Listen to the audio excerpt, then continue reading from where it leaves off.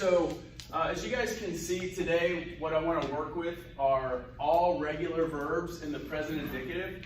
And so when I say all regular verbs, what I mean by that is that they all follow the basic rules, right? And just as a reminder, that is, we drop the ending, which for Spanish we have AR, ER, and IR endings. Those are our three verb types. So we'll drop that. In doing that, you're left with what? What is it called? The stem. Good. So la raíz, right, in Espanol. So you're left with the stem. So it's everything minus AR, ER, or IR, right? And that's our stem. And then with that, we, again, add our endings.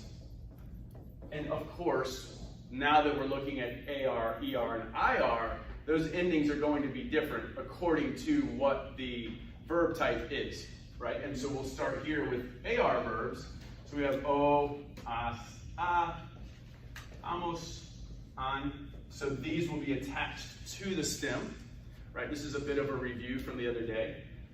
The ERs, and then we'll put IRs over here. What you'll notice is there's some similarities with these, right? So we have o, as, a, amos, and then en. And then for the IRs, you have o, as, a, imos, which is going to be, notice, the only difference actually. And then en.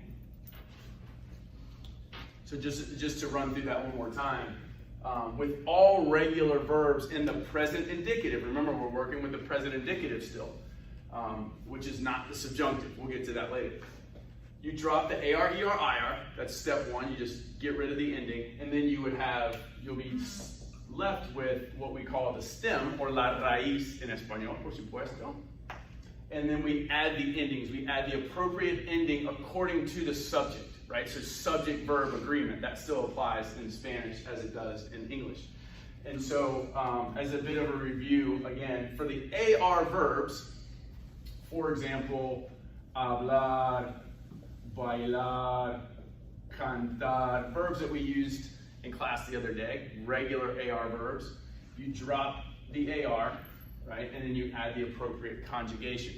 And so, for example, if we want to use the good old-fashioned hablar, right, it would be hablo, hablas, habla, hablamos, and habla.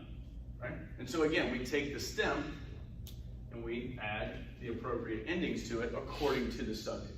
So, is that clear? Does that make sense?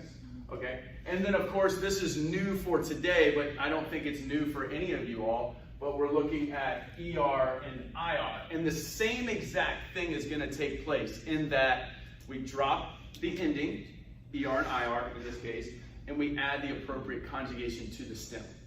Can anybody give me an example of an ER verb? Comer. Comer. Okay, bien, right? Class is right around lunchtime, so we'll use that one. And I'm going to write it up right here so it's easier for everyone to see, including the Zoom folks.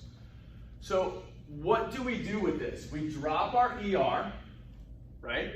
And then we're left with the stem, la raíz, right? And so we would attach our ending to that. So for Joe, it would be como. Tú comes.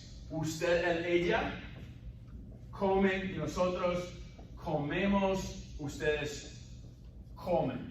Right? And so again, we're taking that root or that stem and we're attaching the ending to it to make subject-verb agreement. IR verbs, exact same way. Can somebody give me an example of an IR verb that's a regular present tense IR verb? Can somebody give me an example? Vivir, right? Vivir? Was it? Oh, that was you. Okay. It's hard to tell with mask on, by the way. It's like you're just throwing your voice at Natasha. So vivir, good, perfect. Right, and I'll write that here for you guys. ¿Cómo se dice vivir en inglés? To live, exactly. Y comer, to eat. Muy bien. Y hablar, to talk, por supuesto, or to speak, right?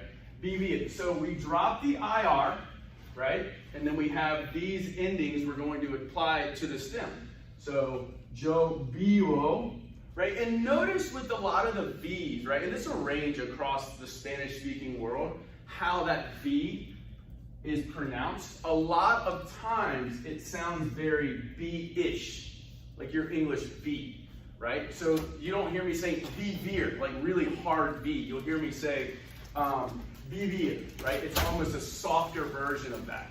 So, so again, so if you're thinking, if you're hearing that, you're like, is he saying beer, right? That's what it sounds like, right? And so that's because of the way that that letter itself is pronounced a lot of times in Spanish. So moving right along, so we have vives, right? Tú vives, usted vive, nosotros vivimos, ustedes viven.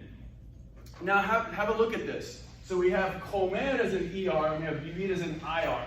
The only difference between the two is what? In terms of the conjugations. Nosotros, exactly. So we have vivimos and we have comemos. Now, if you were to say comimos, what tense would you be using? El pretérito. You'd be using the past tense, right? And so comimos is an actual word in Spanish. It means we ate, whereas comemos is our present tense, we eat, right? So, is that clear? Are there any questions about that?